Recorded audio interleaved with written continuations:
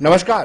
कार्यक्रम white paper में आपका स्वागत है। मैं हूं विनोद कुमार। दर्शकों, अच्छी बात है, आज चीफ मिनिस्टर उमर अब्दुल्ला ने अपने काबीना के सदस्यों के साथ सिविल सोसाइटी के साथ मीटिंग की। करीब 3 से 4 घंटे की मीटिंग चली और सरकार द्वारा लिए गए जो फैसले हैं क्या वो सही हैं, उन पर चर्चा की गई और उनसे फीडबैक लिया गया और यह भी कहा गया कि ये मीटिंग साल में 2 मरतबा हुआ करेगी, एक बार जम्मू में और एक बार कश्मीर में। जो भी फीडबैक होगी सरकार उस फीडबैक को ऑन करेगी और उस पर काम करेगी। काम करने के बाद जब अगली मीटिंग होगी उसमें यह तय किया जाएगा कि कितना काम हुआ और उस मीटिंग में उसके आउटकम्स बताए जाएंगे। तो आज मीटिंग हुई, सिविल सोसाइटी के सदस्य थे जिसमें टूरिस्ट सेक्टर के लोग या फिर होटलियर्स थे, ट्रेडर्स थे या बाकी भी दीगर हर एक सेक्शन को बुलाया गया था कि आप आइए, अपनी मन की बात रखिए और जो सरकार भी काम कर रही है उस सरकार की खामियां बताइए और जो सरकार ने फैसले लिए हैं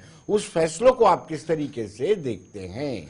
सरकार ने तो फैसला लिया था, पहले सबसे बड़ा फैसला ये लिया था कि हम स्टेटूट की बहाली चाहते हैं, स्पेशल स्टेटस की बहाली चाहते हैं। उसके बाद जो रिजर्वेशन दी गई थी उस पर एक कैबिनेट सब कमेटी बनाई है, कुछ पोस्टें निकाली गई हैं। तो इस तरह के जो फैसले लिए गए, खास तौर पर आज दरबार मूव पर गंभीरता से चर्चा की गई कि दरबार मूव जो है वो उस पर लेकर के सिविल सोसाइटी के काफी सारी सदस्यों ने, अलग अलग सेक्शन से ताल्लुक रखने वाले लोगों ने ये कहा कि दरबार मूव को बहाल किया जाना चाहिए, उस पर कारोबार और जम्मू और कश्मीर की आवाम के बीच में संबंधों पर सीधा प्रभाव पड़ता है। ये बात भी चर्चा का विषय है। पहले बताते हैं कि उमर अब्दुल्ला जो chief minister UT Jammu Kashmir के, उन्होंने मीटिंग के तुरंत बाद क्या कहा।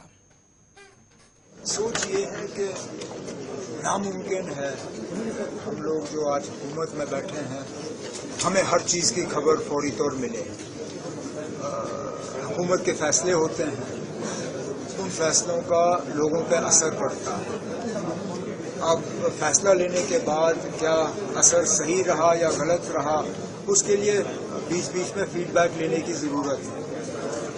हुकूमत के सिस्टम के अंदर सही फीडबैक हासिल करना कभी मुश्किल हो जाता है, क्योंकि अक्सर बेशतर आपको फिर वो लोग मिलते हैं जो सिर्फ आपकी तारीफ करना चाहते हैं। लेकिन जब सिविल सोसाइटी की इस तरह मीटिंग होती है, आमतौर पे यहाँ लोग बिना किसी एजेंडा के आते हैं और अपना फीडबैक, अपने सजेशंस, अपने सुझाव रखते हैं जिनका फिर हमें फ़ायदा होता है। तो यही इस मीटिंग की यही कोशिश थी और यही मकसद था कि सिविल सोसाइटी के मेंबरों के साथ मिल बैठ के इनसे फीडबैक लिया जाए, इनसे सजेशंस दिए जाएं और उन पर अमल हो। तो आगे भी होंगी सभी मीटिंग्स उम्मीद, और जैसे मैंने मीटिंग के दौरान कहा है, साल में कम से कम 2 बार जो है ये मीटिंग बुलाई जाएगी, जम्मू में भी, कश्मीर में भी।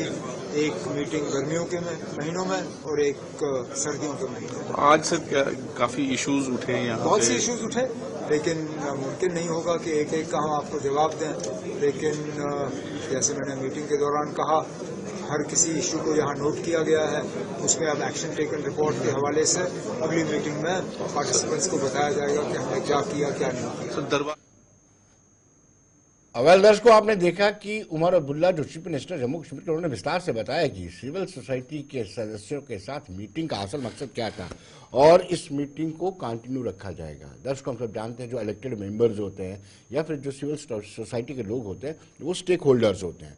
वो स्टेक होल्डर्स होते हैं और वक्तन वक्तन अपना फीडबैक सरकार को देते हैं। लंबे समय से यहाँ पर ब्यूरोक्रेटिक सेटअप था, सरकार चुनी गई है और सरकार अब सुनवाई भी कर रही है। और आज जो हुआ है, मुझे लगता है कि अगर इसके अच्छे आउटकम्स निकलते हैं, रिजल्ट इसके अच्छे निकलते हैं, तो जम्मू कश्मीर की आवाम के लिए इससे बेहतर और कुछ नहीं हो सकता। हमारे साथ इस पर चर्चा करने के लिए रजनीश सेठी प्रवक्ता है भाजपा की, वो जुड़ चुके हैं, और जगदीप सिंह कांग्रेस से, दोनों जुड़ चुके हैं। आप दोनों का स्वागत है, जगदीप जी और रजनी जी। रजनी, इनिशिएटिव अच्छा है लेकिन ये कॉस्मेटिक ना हो, इस पे पॉजिटिविटी आनी चाहिए, सकारात्मकता आनी चाहिए। जो फीडबैक सिविल सोसाइटी के लोग देते हैं सरकार उस पर काम भी करे। क्या कहेंगे रजनी जी?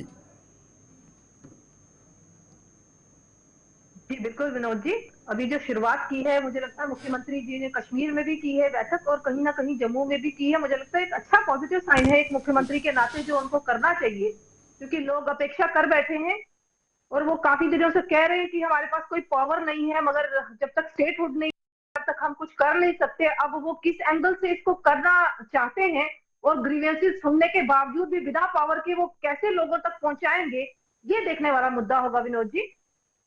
मुझे लगता है कि लोग वेट करेंगे। जो आज ग्रीवेंसेस रखकर आए हैं, वहां पर अलग अलग सिविल सोसाइटी के लोग गए हैं, इंतजार करेंगे कि मुख्यमंत्री की तरफ से कैसे इनके जो दुविधाएं हैं उनको कैसे दूर किया जाएगा। हम भी वेट करेंगे।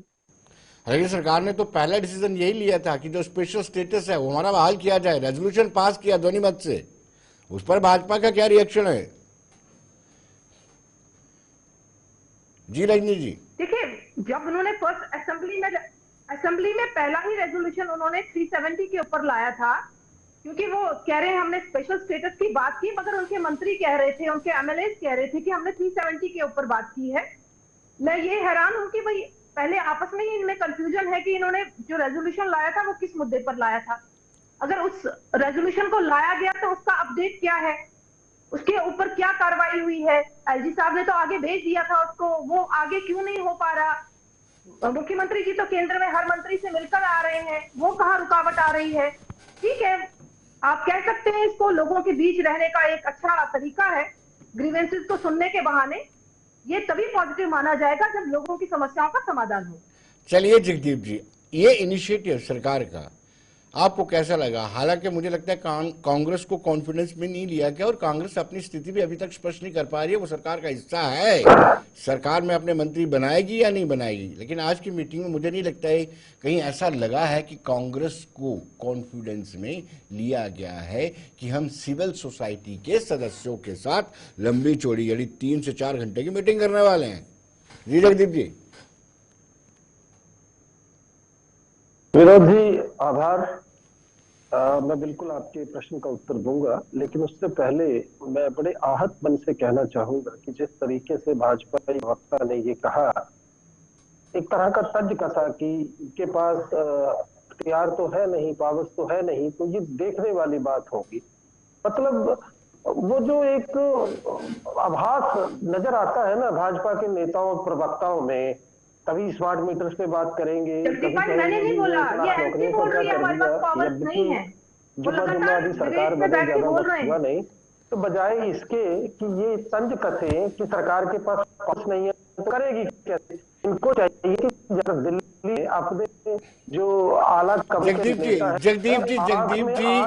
जगदीप जी रजनी जी ने रेक्टिफाई किया। उन्होंने कहा कि मैंने नहीं कहा, नेशनल कॉन्फ्रेंस के लोग कहते हैं कि हमारे पास पावर नहीं है। बिल्कुल जी जगदीप जी, कंटिन्यू प्लीज। अगर ये आप interview please let me continue. If you will see it Babacharian accordingly as she proclaimed and she said, you will find it up what she said. She said it's quite interested to observe that how the government will take the decisions, particularly when the government doesn't have that power, which it should be if we will have that statehood. Anyhow, अब जो आपने बात की कांग्रेस की, वो मैं बता दूं आपको कि कांग्रेस इस देश की सबसे बड़ी विपक्षी जमात है। तो जब आप राष्ट्रीय स्तर पर कांग्रेस का अवलोकन करते हैं तो उसमें एक बात आपको भी समझनी पड़ेगी कि आज की जो मौजूदा परिस्थिति है, ये सही है कि कांग्रेस का वैसा प्रदर्शन हमारा नहीं रहा जिसकी तवक्को हमें थी। अब वजूहात बहुत सारी है, लेकिन आने वाले वक्त में आप कांग्रेस की हिस्सेदारी जो है सरकार में देखेंगे। अब रही आज की मीटिंग की बात, तो मैं एक चीज कहना चाहता हूं जो मैं समझ पा रहा हूं व्यक्तिगत तौर पर। देखिए, जो सिविल सोसाइटीज के लोग आए हैं वो पढ़े लिखे साक्षर लोग हैं, अलग अलग सेगमेंट से जरूर होंगे, लेकिन वो तमाम के तमाम लोग वो हैं जो साक्षर भी हैं, जागरूक भी हैं। मेरा ये अनुरोध रहेगा इस मंच के माध्यम से, चूंकि आज सोशल मीडिया दौर है और काफी स्मार्ट है, सरकार को चाहिए कि कुछ ऐसे पोर्टल्स बनाए, मसलन एक आम आदमी से कोई पटवारी पैसे मांगता है, कोई पुलिस वाला तंग करता है, किसी ट्रैफिक वाले से दिक्कत बनती है, तो राइट अवे एक ऐसा सिस्टम होना चाहिए ग्रीवेंसेस एड्रेस करने का, और वहां पर लोग बैठे और उसका इम्पैक्ट आए। मतलब मेरे एक आम आदमी कंप्लेन करता है कि मुझसे रिश्वत मांगी गई, मुझसे मेरा काम नहीं किया जा रहा है, मुझे तंग किया जा रहा है सरकारी दफ्तरों में, तो सीएम ऑफिस या एक ग्रीवेंसेस सेल ऐसा हो जो राइट अवे उसके ऊपर एक्शन ले और लोगों के अंदर एक ये विश्वास पैदा कर सके हमारी ये सरकार कि आपकी कही गई हर बात जो है उसको बड़ी गंभीरता से लिया जाता है। जी विनोद जी। रजनी जी, अब सवाल यह है कि आप विपक्षी भूमिका तो सकारात्मक तरीके से निभा सकते हैं, लेकिन आप खुश इस बात को लेकर गए कि सरकार पावरलेस है, बिना दांतों वाला शेर है। नहीं विनोद जी, बिल्कुल नहीं, हम खुश नहीं है क्योंकि लोगों ने वोट दिए, हम चाहते हैं कि लोगों के काम हो। इन्हीं की वाणी जो सुनने को मिल रही है, लगातार डिबेट्स में मैं बैठ रही हूँ, इनके प्रवक्ता बोल रहे हैं कि मुख्यमंत्री काम करे तो करे कैसे, क्योंकि उनके पास पावर्स नहीं है। कल भी यही डिस्कशन चल रहा था कि उनके पास पावर्स नहीं है, जबकि किसी हमारे सुप्रीम कोर्ट के ही वकील ने वहां पर बात रखी कि आपके पास सारे पावर्स है विदाउट फाइनेंस एंड ये जो पुलिस हमारे लॉ के अकॉर्डिंग, बाकी सारी पावर्स आपके पास है। मैं वही बात कर रही हूँ कि जो ग्रीवेंस सेल इन्होंने खोली है, कहीं ना कहीं वहां पर काम हो। मेरे कांग्रेस के भाई ने भी यही बात की कि वहां पर जवाबदेही हो। कुछ दिन पहले मेरे पास कश्मीर से कुछ युवा आए विनोद जी, उन्होंने कुछ ट्रेनिंग की थी शायद 2014 में, उनकी जॉब्स को लेकर शायद कोई ट्रेनिंग कराई गई थी फ्लोरिकल्चर वगैरह को करवा के। तो वो कश्मीर के भी उसमें 400-500 के करीब युवा है और हमारे जम्मू के भी 300-400 के करीब युवा है। वो ग्रीवेंस सेल में अपनी ग्रीवेंस डालकर आए हैं कोई महीना पहले, बट अभी तक उनका कोई रिजल्ट नहीं आया है। मैंने उनसे पूछा कि आपने मुख्यमंत्री के ग्रीवेंस सेल में अपनी रिपोर्ट डलवाई है? उन्होंने कहा जी मैडम जी, ये नाम के ग्रीवेंस सेल है, कुछ नहीं होना है वहां पर। जो एक धारणा लोगों में बनी है विनोद जी कि ग्रीवेंस सेल एक सिर्फ फॉर्मेलिटी है, लोगों की समस्याओं का समाधान नहीं होगा। मुझे लगता है कि मुख्यमंत्री जी ऐसी मिसाल कायम करके जाएं कि वहां पर जो अफसर बैठे, सही कहा कांग्रेस ने कि करप्शन ना हो, अगर करप्शन हो रही है तो कौन जवाब देगा उसका। ये पूरी मुझे लगता है ट्रांसपेरेंसी होने की बहुत जल्द जरूरत है। जी, इफ्रा एनसी से हमारे जुड़ चुके हैं। वेलकम इफ्रा, आपका बहुत बहुत स्वागत है। आप मुझे सुन पा रही हैं? जी जी, आपका अगर मैनिफेस्टो देखते हैं हम, तो उस मैनिफेस्टो में काफी चीजें ऐसी थी जो रिफॉर्म्स नजर आ रहे थे कि हम डेली वेजेस को रेगुलराइज कर देंगे, 1 लाख नौकरियां, रोजगार नहीं कहा था आपने, सरकारी नौकरियां कहा था। फिर आपने राशन डबल करने की बात की थी, सिलेंडर की भी बात कही थी। उसको लेकर के कहीं पेशरफ्ती नजर मुझे नहीं आ रही है। आप कंट्रोवर्शियल इश्यूज पे ज्यादा, पहले आपको स्पेशल स्टेटस चाहिए, फिर आपको जो रिजर्वेशन इस वक्त भाजपा के टेन्योर या एलजी के टेन्योर में हुई है उससे एतराज है आपको।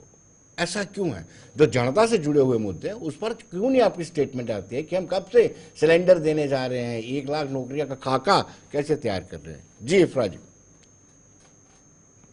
जी, 2 चीजें हैं। पहले जब आपने रिजर्वेशन की बात की, रिजर्वेशन का मुद्दा जो है नेशनल कॉन्फ्रेंस ने नहीं उठाया। रिजर्वेशन का मुद्दा, एक अहम मुद्दा जम्मू और कश्मीर के युवाओं ने उठाया है। हमारे पास हजारों की तादाद में चिट्ठियां आई हैं, जिसकी वजह से हम लोगों ने ये सब कमेटी जो है इसको तश्कील किया। तो ये नेशनल कॉन्फ्रेंस ने, तो ये जम्मू और कश्मीर के युवाओं का मुद्दा था। दूसरी बात, आपने कहा नौकरियों की बात, आप 1 लाख नौकरियां कब देंगे? बीजेपी के टाइम पे आपको याद होगा कि नौकरियों का सिलसिला, रिक्रूटमेंट जो थी ये कंप्लीटली स्टॉल हो गई थी। नेशनल कॉन्फ्रेंस को आए हुए अभी सिर्फ 1 महीना हो गया सरकार को, हमने ऑलरेडी करीबन 2000 नौकरियां जो है उनको निकाल दिया है, चाहे वो सकीना जी की मिनिस्ट्री में हो या अलग अलग JKSSB की नौकरियां हो। तीसरी बात आपने कहा कि आपके जो मैनिफेस्टो के कौन कौन से वादे अभी पूरे हुए हैं। बिल्कुल 1 महीना हुआ है, हमारे मैनिफेस्टो के 3-4 वादे अभी पूरे हुए हैं, जो प्राइमरीली पहले रेजोल्यूशन का वादा, स्टेटहुड का वादा, जम्मू और कश्मीर KAS जो है उसमें वादा कि उसमें जो हम लोगों ने कहा था कि एज रिलैक्सेशन होगी, एज रिलैक्सेशन का वादा। हमारे वक्त कोई बुलडोजर नहीं चल रहा, आप नहीं देख रहे कि बुलडोजर चल रहे हैं। हमारे वक्त लोगों को उनकी जमीनों से, उनके घरों से नहीं निकाला जा रहा।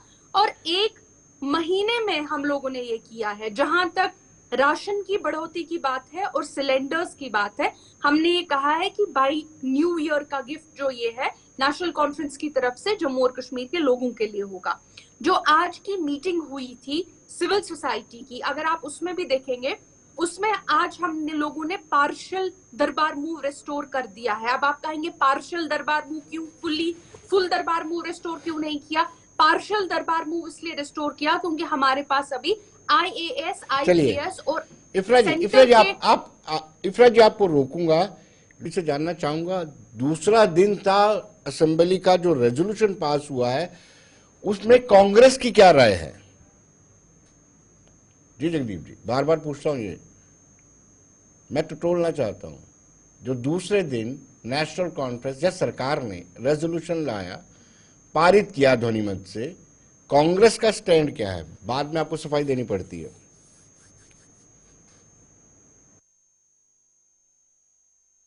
जगदीप जी डिस्कनेक्ट हो गए हैं, दोबारा से जोड़ते हैं उनके साथ। और रजनी सेठी कुछ कहना चाहती थी। आप जी रजनी जी, आप जब जी विनोद जी, जी मैं इफरा जी से सवाल करना चाहती हूँ। जी, लगातार एनसी की तरफ से कंट्रोवर्शियल बयानबाजी हो रही है, बिल्कुल हो रही है। ये मुझे लगता है इनके एमएलए और इनके प्रवक्ताओं पे ही कंट्रोल नहीं है पार्टी का। कुछ दिन पहले यही प्रवक्ता हमारे जम्मू कश्मीर के महाराजा हरि सिंह के लिए कुछ अगेंस्ट बातें कर रही थी, जो कह रही थी कि महाराजा हरि सिंह जी एक जालिम राजा थे, उनके जुल्म से दुखी होकर लोग छलांग मार देते थे दरिया में। ये इनकी बात रखी गई है इन्होंने, जो मैंने खुद सुनी है। ये किस तरीके की राजनीति पूरे जम्मू कश्मीर में कर रहे हैं, लोगों को बरगलाने की राजनीति कर रहे हैं। इनके जो एमसी के एमएलए हैं वो अपने कॉन्स्टिट्यूएंसीज में जाकर बात कर रहे हैं कि मार्च तक स्टेटहुड आने वाला है, रुक जाइए, आपके काम हो जाएंगे, जबकि सेंट्रल गवर्नमेंट ने अभी कोई ऑफिशियल स्टेटमेंट नहीं दी है। विनोद जी, मैं वही बात कर रही हूँ, इन्होंने 35 साल पहले भी ऐसी ही राजनीति की, फूट डालो और शासन करो, हिंदुओं और मुसलमानों की राजनीति। आज एनसी फिर से वही राजनीति कर रही है विनोद जी, इनमें कोई तब्दीली नहीं है। सिर्फ ये सिविल सोसाइटी को बुलाने से, चलिए सीधा प्रहार इफ्रा पर है। इफ्रा, आप पर सीधा प्रहार किया है रजनी जी ने और कहा है कि आपका ऐसा स्टेटमेंट आया है जिसमें आपने कहा कि महाराजा की नीतियों को लेकर के लोग नदियों में छलांग लगा देते थे।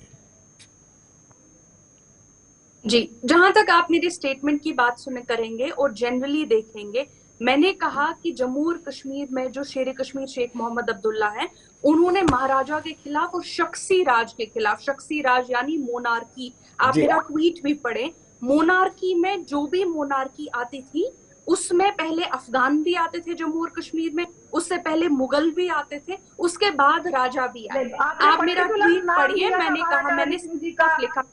रजनी जी, मैंने आपको बीच में नहीं टोका, मैं चाहती हूँ आप मुझे बीच में ना टोके, मैं आपकी बात सुनूंगी, आप जवाब गलत नहीं बोलिए, मैंने जी। जहां तक शेर कश्मीर जी कोई बात नहीं, जहां तक शेर कश्मीर की बात आती है, उन्होंने मोनार्की को एंड किया, मोनार्की को एंड पे उन्होंने, महाराजा जी से ही एंड के मोनार्क महाराजा जी ही थे। लेकिन हमें जब मोनार्की से तकलीफ होती है, हमें सिर्फ एक तरह की मोनार्की से तकलीफ नहीं होती है, हमें हर तरह की मोनार्की से तकलीफ होती है। और हम चाहते हैं डेमोक्रेसी पले, लोग, रजनी जी जैसे लोग, मेरे जैसे लोग, आप जैसे लोग, हम अपना फैसला खुद करें, ना कि कोई राजा हमारे सर पे हो जो हमारा फैसला करे। वो राजा कोई भी हो, वो अफगान हो, वो मुगल हो, वो कोई भी। चलिए ये हमारा चलिए जगदीप जी को, इफ्रा जी, जगदीप जी को समय नहीं मिल पाया है, जगदीप जी डिस्कनेक्ट हो गए। जगदीप जी, आप मुझे सुन पा रहे हैं?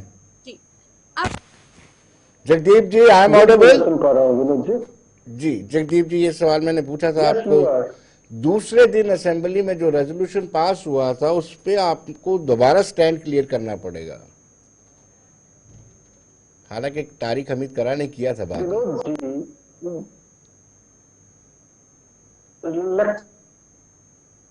जी जगदीप जी, चलिए, मुझे लगता है जगदीप जी का नेट कमजोर है। और लास्ट में रजनी जी, उन्होंने कहा है कि मोनार्की के अगेंस्ट उन्होंने बोला था। जी जी रजनी जी, देखिए मैंने अपने कानों से सुना जो उन्होंने बोला, जम्मू कश्मीर के महाराजा के लिए उन्होंने बोला। ये अब अपनी बातों से चेंज कर रहे हैं, ठीक है। अब ये क्या कह रहे हैं मैं उस बात पर नहीं जाना चाहूंगी, मगर इनकी माइंडसेट की बात कर रही हूँ।